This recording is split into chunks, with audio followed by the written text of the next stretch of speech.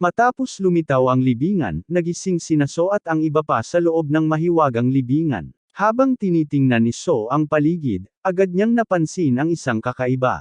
Mayroong ilang sirang mga espada na nakakalat sa paligid, marami sa mga ito ay nakabaon ng diretso sa lupa. Ang tanawin ng lahat ng mga sirang sandata ay nagpapaunawa kay So na ang relikyang nakatago sa loob ng libingang ito ay tiyak na napakalakas. Pagkatapos, mas pinagmamasdan niya ang mga sandata, at bigla niyang nakilala ang kanilang likha. Napagtanto niya na ang mga espada ay nilikha ng isang kilalang at sinaunang pamilya ng mga panday ng espada. Ang pamilya Muramasa ay kilala sa paggawa ng napaka-powerful na mga sandata, at ang kanilang mga espada ay itinuturing na pambansang kayamanan dahil sa kanilang kamanghamanghang talim. Ang kanilang mga sandata ay napakapopular na kahit na pagkatapos ng mahabang panahon, kinikilala pa rin sila ng mga tao dahil sa kanilang natatanging sining. Dahil dito, inaakala ni So na ang mga sirang espada na nakakalat sa sahig ay tiyak na nilikha ng angkan ng Muramasa. Naniniwala rin siya na ang libingan mismo ay malapit na konektado sa pamilya ng Muramasa at kanilang mga sandata.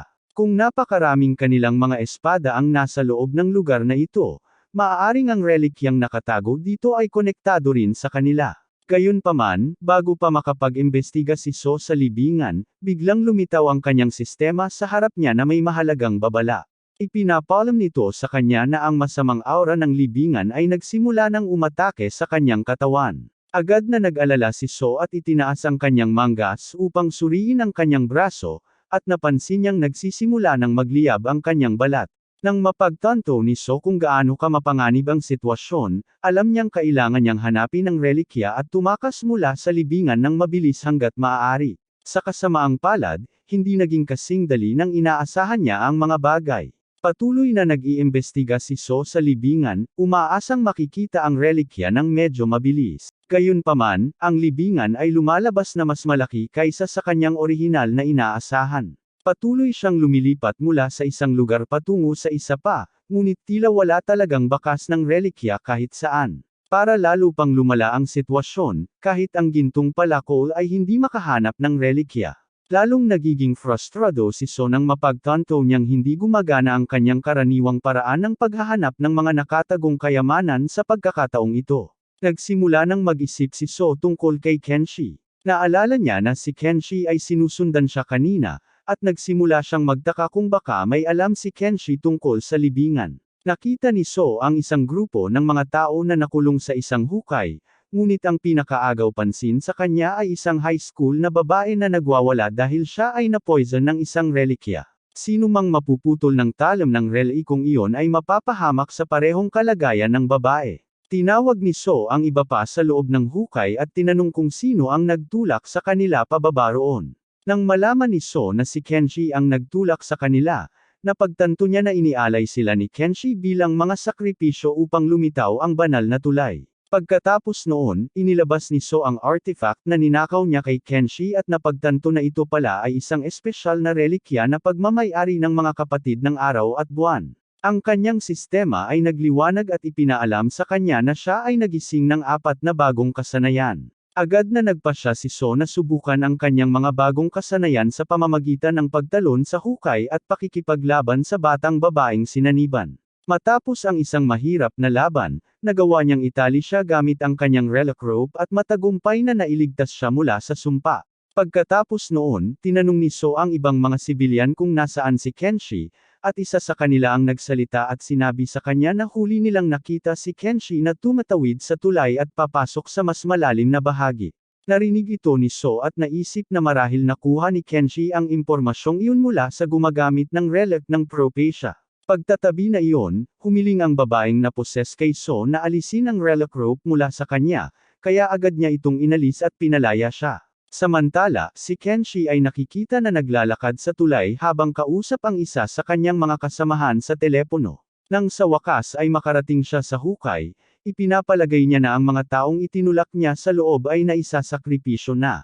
Kaya, siya ay dumulas pababa sa hukay at nagsimulang maghanap ng relikya. Gayunpaman, pagkatapos maghanap ng ilang sandali, nagsisimula ng ma-frustrate si Kenshi dahil ang lahat na nakikita niya ay mga sirang espada, at hindi pa rin niya mahanap ang Muramasa. Pero nang magsimula na siyang mawala ng pasensya, biglang lumabas mula sa wala ang parehong grupo ng mga tao na itinulak niya sa hukay at inatake siya. Agad nilang pinalibutan si Kenshi at sinimulang bugbugin siya. Habang pinapalo siya, tumingin si Kenshi sa likuran nila at nakita si So na nakatayo doon mag-isa.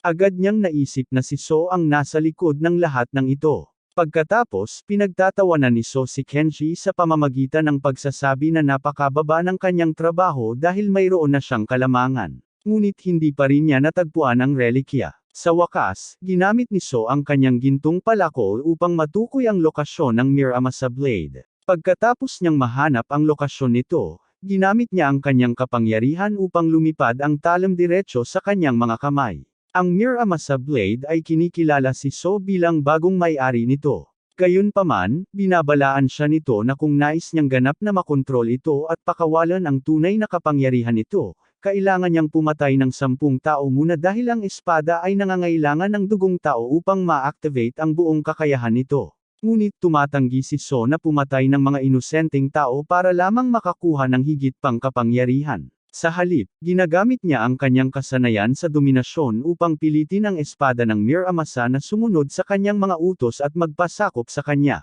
Ang Miramasa ay tumutol sa kontrol ni So sa loob ng ilang sandali, ngunit sa kalaunan ay nagtagumpay si So na mapagtagumpayan ito at mapaluhod.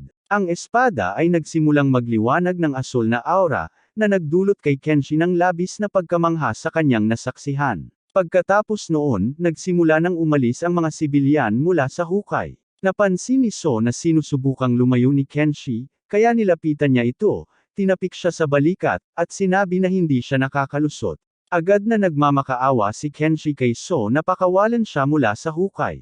Pangako pa niyang ibibigay kay So ang lahat ng klase ng bagay kung tutulungan siya nitong makalabas, pero wala namang interes si So sa kahit anong alok ni Kenshi. Sa halip, pinagsakluban niya ng tuhod ang tiyan ni Kenshi bago siya umakyat mula sa hukay. Habang umaalis si So, inutusan niya ang libingan na magsara.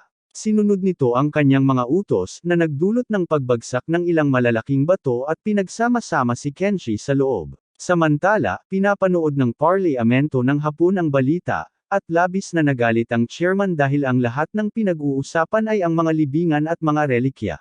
Lalo siyang nagalit kay Mori, ang pinuno ng excavation team, dahil nangako na si Mori na siya na ang bahala sa lahat. Pagkatapos, tiniyak ni Mori sa chairman na iba na ang sitwasyon ngayon, at dahil si So na ang pinakamalaking problema nila, nangako siyang siya mismo ang aalisin ito. Samantala, sa loob ng isang banyo, tiningnan ni So ang kanyang sugatang braso at agad na napagtanto na ang pinsala ay resulta ng paggamit ng kanyang dominant skill. Tuwing ginagamit niya ang kasanayang iyon upang kontrolin ang isang relikya, nagre-reset ang relikya, ngunit nagdudulot din ito ng pinsala sa kanyang sariling katawan. Mas malakas ang relikya, mas malaki ang pinsalang natatamo ng katawan ni So. Dahil dito, napagtanto ni So na hindi siya makakaligtas ng matagal kung patuloy niyang gagamitin ang kanyang dominant skill sa ganitong paraan. Patuloy na nagrereklamo si So tungkol sa kanyang mga sugat sa loob ng ilang sandali bago siya nag-abot sa kanyang bulsa at kumuha ng isang maliit, hugis tableta na relikya. Nagpasya siyang kainin ito, at sa sandaling ginawa niya iyon, nagulat siya nang makita na ang lahat ng mga paso sa kanyang katawan ay ganap na nawala. Bukod pa rito, nagkakaroon din siya ng bagong kakayahan na tinatawag na tolerant. Habang nakahiga si So sa kama, agad niyang napagtanto na ang kakayahang tolerance ay nagbibigay sa kanya ng kakayahang neutralisahin ang lason. Ito ay nagbigay sa kanya ng pagkakataong alalahanin ang uwak na nagpadala sa kanya dito, at nagsimula siyang magtaka kung bakit sinadyang gawing mas madali ng uwak ang kanyang buhay sa mundong ito. Biglang sinabi ng sistema ni So na may isang S-grade na relikya na kasalukuyang nagmamasid sa kanya. Nagsimula nang magtaka si So kung ito na ba ang aklat ng mga hula, isang sinaunang kayamanan mula sa Japan. Hindi tulad ng mga karaniwang relikya, ang aklat ng mga hula ay hindi lumilikha ng mga libingan. Sa halip, pinipili nito ang may-ari nito sa sarili nito, at ang napili nitong tao ay isang batang babae na nagngangalang Yuka. Agad na nalaman ng gobyerno ng Hapon ang tungkol sa aklat at inalok si Yuka ng isang mapagbigay na kasunduan upang payagan silang gamitin ang aklat ng mga hula para sa kanilang mga operasyon sa paghuhukay. Naging maayos ang lahat sa loob ng ilang panahon, ngunit hindi talaga mahilig mag-aral si Yuka, at palagi siyang nahihirapan na intindihin ang sinaunang wika ng aklat. Pagkatapos, isang araw, biglang lumitaw ang isang kakaibang propesya, at malinaw na hindi maganda ang kinahinatnan ni Yuka. Ngayon, sa kasalukuyan, oras na para kay Yuka na muling basahin ang aklat ng mga propesya. Ngunit, nagulat siya nang biglang magbigay ang aklat ng isang hula na siya ay mamamatay.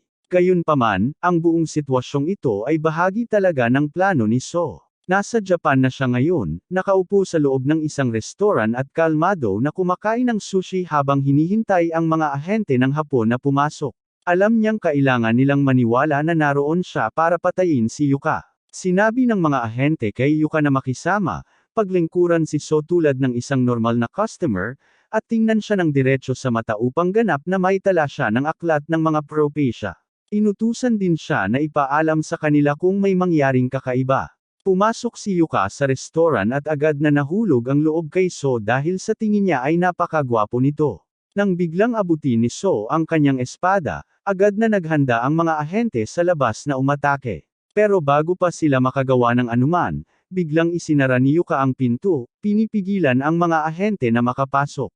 Pagkatapos, nagumpisa si Yuka na manligaw kay So sa pamamagitan ng mga text message dahil hindi sila nagkakaintindihan sa wika.